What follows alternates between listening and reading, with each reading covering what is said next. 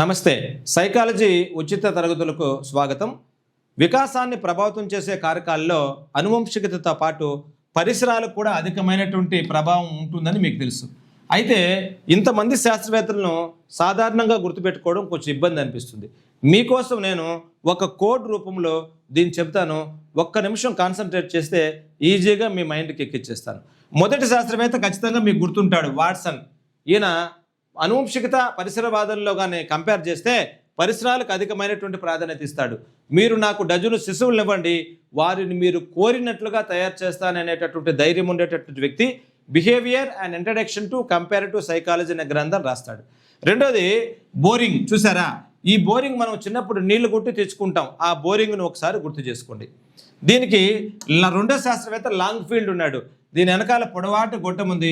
ఇది లాంగ్గా ఉంది కాబట్టి లాంగ్ ఫీల్డ్ అని గుర్తుంచుకోండి. ఇక్కడ వెల్డ్ అంటే ఇక్కడ దీనికి వెల్డింగ్ చేసినట్లుగా ఉంది, అతికించినట్లుగా ఉంది. చూసారా, ఇది వెల్డింగ్ చేసినట్టుగా వెల్డ్ అని గుర్తుపెట్టుకోండి. డబ్ల్యూజేసి బాగ్లే అనే శాస్త్రవేత్త ఇక్కడ నీళ్లు పట్టుకుంటున్నాడు అని గుర్తుంచుకోండి.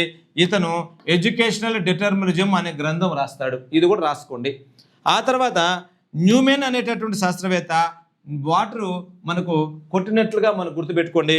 ఇక్కడ గోర్డన్ అనే శాస్త్రవేత్త పడవ బొమ్మ ఉంది కదా, పడవ నడిపే పిల్లల పైన పరిసరాల ప్రభావితాన్ని అద్భుతంగా చేస్తాడని గుర్తుపెట్టుకోండి. ఇంకా దీంట్లో ఈ బోరింగ్ ఎక్కడుంటుంది? పరిసరాల్లో ఉంటుంది. కాబట్టి పరిసరాలపైన ప్రభావితం చేసిన వాళ్ళల్లో బోరింగ్ అనే మాట నీకు గుర్తొస్తుంది. ఇది ఎప్పటికీ మర్చిపోరు. ఇంకా స్కోడాక్ దంపతులు వీళ్ళు ఏం చేస్తారంటే ఒకే తల్లి గర్భంలో పుట్టినటువంటి ఇద్దరు పిల్లల్ని వేరు ప్రాంతాల్లో పెంచుతారు.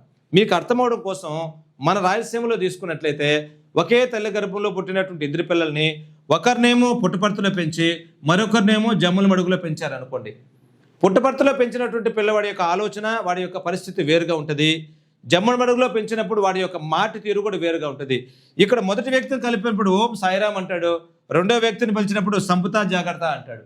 అంటే వీళ్ళిద్దరూ ఒకే తల్లి గర్భంలో జన్మించినా కూడా రెండు వేరు ప్రాంతాల్లో పెరగడం వల్ల వీళ్ళు పరిసర ప్రభావంతోనే ఇలా మారారు అనడానికి పరిసరాలు చాలా బాగా దోహదపడతాయి అనేటువంటి విషయాన్ని ఈ శాస్త్రవేత్తలు అందరూ కూడా అద్భుతంగా చేశారు.